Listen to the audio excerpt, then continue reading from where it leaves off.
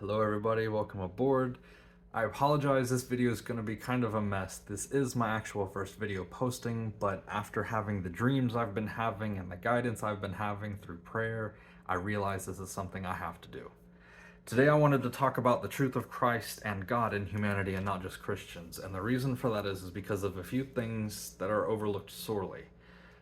One, if you've ever noticed, the power of the imagination has the effects to change the world, not just from within, but to literally bring to the world new things. Albert Einstein was one such individual who operated from the imagination first. And the reason for that is because of this one simple truth, that the human being is the dwelling place, the holy temple, the Shekinah, the chalice where God resides. Now, to explain this a little more clearly, I'm just going to run over a few quotes, a few passages, and then I'm going to explain how you can pray and actually receive the miracle you are seeking, and not only have a personal connection to God, but also to the two anointed ones told of in Zechariah 4:10. Or, I don't know if it's 4:10. I just know it's in Zechariah 4. I apologize for that. It also speaks of the seven spirits of God, which are the chakras, and most other cultures that speak of the spirit. So if anybody is affiliated already with any of this understanding, congratulations, you see the pattern within humanity that is being revealed. However, I do believe the Bible to be a great understanding of truth, solely because, not that it's more dominant than anything else, but because of my own experiences. And my own experiences are that you are one with God. Let me explain this before anybody makes any judgment. 2 Corinthians 13:5. Examine yourselves to see whether you are in the faith. Test yourselves, or do you not realize that Jesus Christ is in you? Unless, of course, you have not passed the test. Now, the test is Mark 11:24, which is, believe you have what you asked for, and you shall have it. If you read the chapter Mark 11 and you go through 22 to 24, you will see what I'm talking about, that anything you say of, the word of God is in you. So anything you have faith of from the heart will happen. Now, we're using the third eye to imagine and create because that is the spirit of Christ in you, but the spirit of the one who is Christened is from the heart. You see, these are all seven spirits of God that work in unity, which is why in a lot of meditations or New Age stuff that they talk about going over chakra scanning, but I can promise you none of that matters. At the end of the day, if you are faithful to what you are perceiving, this is all that really matters, and you will be guided by the Spirit from within because that's where you are turning. To further explain this, Hebrews 4:12, for the word of God is alive and active. John 1:1, in the beginning was the Word, and the Word was with God, and the Word was God. All right, following along. John 1:14, and the Word was made flesh and dwelt among us. Now, the word among is a mistranslation, and this I was actually taught by my teacher, Neville Goddard, who I only actually turned to after having my own experiences of being embraced by infinite love, which I knew to be God. I knew it was something undeniable. And after he'd literally said the same thing, he was met by infinite love, which is infinite power, and embraced. See, that was my own personal experience. I can't attest for anybody else, which is why we're saying here, practice this, test this, and you will find yourselves, if you are in the testing of this, you will find the faith being proven, and you will have found God within you, which is why you will be returning back to that childlike state that everybody's, finding as they're finding joy in their life. In the movie Hook, actually, I wanted to explain this. I feel like it was part of this process because Hook, which was the movie of Peter Pan as an adult, is returning to Neverland. Ironically, is guided by the driver, Neville, who took him from the hospital back home. And when he gets to Neverland, it takes him 3 days to return to that childlike state, his happy place, to where he once again becomes like the spirit within man, Peter the man, hence the Peter the man, But he also represents the rooster, which in some cultures, or he does the crow, but it's the rooster call, but in some cultures that represents Ra, which is the higher intelligence and wisdom of God within the oneness of humanity. So there are many different layers and many different parables to tell the same thing. But the story of Christ and the story of the Bible is a little more personal because it's not about some man external to you, it's about the Spirit of God within you, awakening as the human being so that you can be saved into eternity. For God so loves us, each and every one of you, that for anybody who turns to him, no matter who you are and what you do, you will be preserved and redeemed. That is the glory of the human being. All right? And that's not something I'm speaking of from anything other than experience. There's nothing you can say, tell me, or do that will prove to me otherwise, because it has already been proven from within me. And that's what I'm trying to share here with all of you. This is what prayer will do, meditation, all of this. But we're going to teach you how to do it as a simple technique. You only have to do it at night as you fall asleep, and don't worry about it. As it proves itself, and as it proves to you as you do the work, because doing the work is the act of faith, and that is the act of believing, you will be revealed. I've said this before, and you're going to hear me say it again, because that's the only truth there is. You have to actually do the work. So another example, Malachi 3:10 speaks of tithe, right? Well, when I began doing the work, I began to understand what tithe meant. And tithe meant taking whatever it is you're working on and praying on and taking it inside. The Bible tells you not to share these stories or your prayers with anybody else, to go within the privacy of your own home, own room, and keep it between you and the Spirit. There's a reason for that. This is that same message. Malachi 3:10 is tithe. Bring the whole tithe into the storehouse, which is the gates of Zion, the mind of man, which is the Golgotha. Sorry.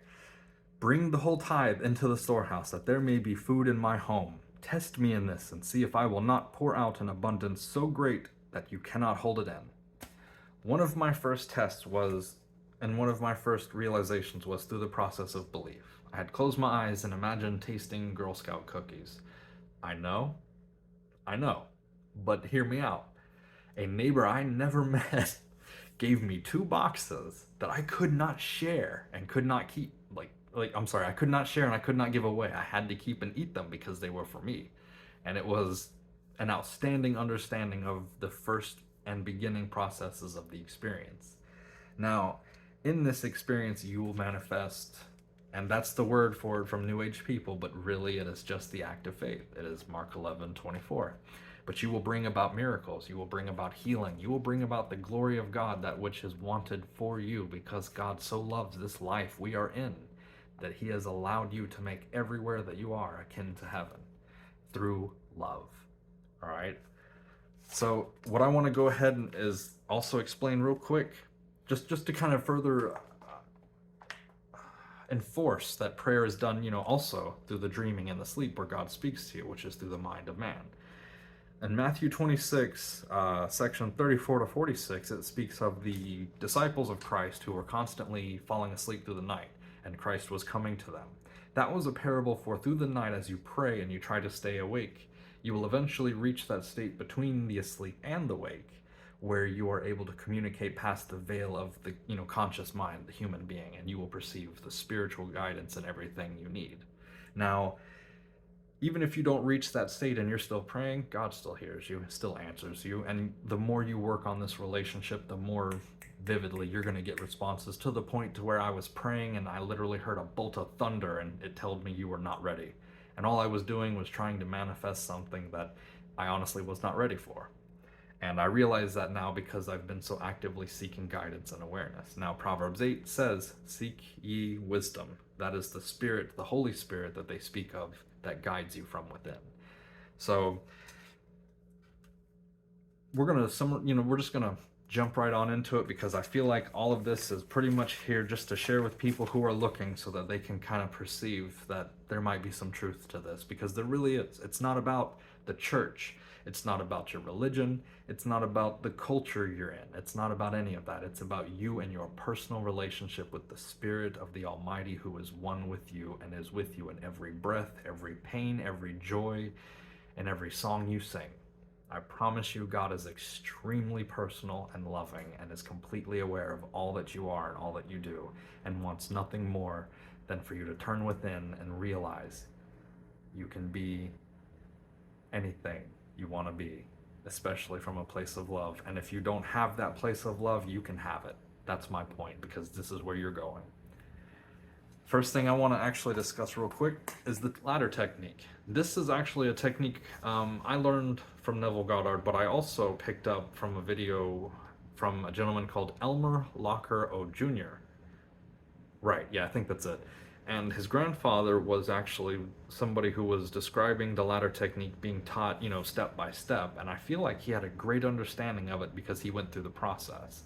I myself have never done the ladder technique because I was already experiencing in different ways. But I've had friends do it. And I know it's worked for them, which is how they've gotten into the process. So I'm going to teach you all. When you're in bed at night, laying down, you're getting ready to sleep, and you have nothing else to do except falling asleep, here's what you need to do. You need to close your eyes, just hear my voice, practice this real quick, just even as you are awake right now, just to prove your imagination works. Reach out with your right hand and grab a tennis ball. All right, feel that. Run that through your fingers. Now drop it and pick up a golf ball. Run that golf ball through your fingers. Run it over each finger and feel the indentions on it. All right? Toss it to the side. Pick up a metal chain. Feel the cold. You feel that hard metal surface. Now drop that and feel silk. Just grab a silk blanket. Just how soft and just silky it is. My point is that's all it takes to activate the imagination. So as you're falling asleep tonight, if you choose to utilize that imagination, even if you close your eyes and can't see something, you can still focus on a sensory vividness of the image you are trying to create. Now let's say the ladder technique. You're not going to have really an emotional response, but if you are laying in bed and you close your eyes and you reach out with your right hand and you grab, the side of the ladder, and then you reach out with your left hand and you grab the other side of the ladder and you step up with your right foot and then step up above that to the next step with your left foot. Carry yourself step by step. Feel everything you touch as vividly as you can, as if you're climbing that ladder. And do that over and over, all the way to the top, all the way down, until you have fallen asleep while climbing the ladder. If you wake up in that morning, you will be driven in some way, shape, or form to climb a ladder. And if not, keep doing that. Keep functioning keep working on that function, that imagination, that prayer, because after a while, you will experience what is called the Sabbath, which is when your work is done and you will feel that you do not need to do anything else. It just needs to come into play. Test yourselves by fighting it, saying you will not climb a ladder. Do it. Tell yourself, I'm not going to climb a ladder today. And in some way, shape, or form that you don't know is possible, it's going to happen. I suggest all of you go check out that video from Elmer Locker Jr. He has a great depth of that ladder technique. If anybody else is looking more for the word within you that is alive, meaning the spoken word, I want y'all to check out Florence Scovel Shinn, just because she has a very deep understanding of how to find that flow state. Like, the movie Soul actually teaches from Disney, or is it Pixar or Dreams? I don't know. But they teach about the flow state, which is actually a very real thing for anybody getting into the flow of music, or even just wanting to sit there and speak a good thing, for they call the gospel the good spell for a reason. So one of the other techniques I wanted to tell y'all about was hearing good news. For example, I had a neighbor who had kittens. One of them was very sick, and all I did was imagine my mother coming up to me with good news. Hey, did you hear the kittens? Did you hear that, they're doing great? For a lot of you, you can choose anybody that you're familiar to a voice with. It doesn't matter if they know about the situation or not. Just hear the message, and the more vividly you hear it, the more lifelike tones of reality. There's no other way to say it. Neville says that perfectly. But the more you hear it, the more it will become real. And the more you repeat it, the more you focus on it without focusing too much. And what I mean by that is just by repeating it. Meaning, if you get sidetracked, so what? Come back to it. Repeat it, repeat it, repeat it. You get sidetracked, so what? Come back to it. Repeat it, repeat it, repeat it. It's not about being perfect, guys. It's about just gently, lovingly doing the work and having faith that even if you mess up, it's going to be perfect. Because that's all you need. All you need is that understanding that what you're doing will yield unto you, and you will build that understanding by building experiences. So we tell you, start with small things. Start with the ladder technique. Start with hearing good news. It doesn't matter. It can be about work. It can be about promotion. It can be about family members. There is no situation that is impossible to God. All right? And if you do this and you leave this work with God, He will make it possible. Now, another thing that I was saying was a friend of mine who actually got sick during COVID lost his sense of smell and taste. And I told him, don't worry about anything. Don't worry about where you're sitting. Don't worry about where you're standing. Just literally grab a stick of cinnamon, smell it, grab some gum, pop it in your mouth, taste that mint, smell that cinnamon, taste that mint, spit it out, smell that cinnamon, taste that mint, spit it out, smell that cinnamon, repeat, repeat, repeat. Within 3 days, he had his sense of smell back. Within 2 more days or something like that, his wife's sense of smell and taste was back. So what I'm saying is God is not limited by the functions of the human being and what we perceive through the illusion. And I say illusion very lightly because this is more like a reality sung for each and every one of us individually, so that we can play in this game of life and dance in this infinite dream. And I say dream because that's what this is, but not what you are. You are part of the immortal spirit who is part of the immortal being who was made long before this universe came into being. And you will only perceive that once you start experiencing through these acts of prayers. Because as you begin to turn inwards and do these things, the spirit will guide you to do stuff. So that's why you're always hearing, listen to your gut, follow your nose. You have a sense that works for you. Follow it. Trust it in love. And if it leads you to a hard thing, like the story of Abraham having to sacrifice his son, God will always prevent you from that cruel thing happening, because what he is guiding you through is the turmoil you need to make the change that is your destiny. All right, I hope this video, actually, you know what? No, before, we're going to share one more technique that I found most useful for those who aren't actually seeking anything of the flesh or material objects or even good news. If you are just seeking spirit, I want you all at night, as you're falling asleep, in your breathing process, I want you to focus out, breathing out. I am not this body, I am not this mind. And as you're breathing in, I am the Spirit of Christ in all mankind. And if you do that, and you say, Father, thank you for showing me truth in this, it will be revealed to you. Ladies and gentlemen, that's that for this video. I know this is just the first one, but we're going to get on, and as things come aboard and questions get asked and I actually have answers, I'll be able to answer them. Until then, all I can tell you is practice, practice, practice. Do this at night, do this at night. It doesn't matter if you're literally trying to see yourself holding a check for money. Go with what you feel you can do at first until you build that faith that you need to get that snowball rolling into a full thing that cannot be stopped. All right? Thank you, everybody, for tuning in. God bless. Have a wonderful night.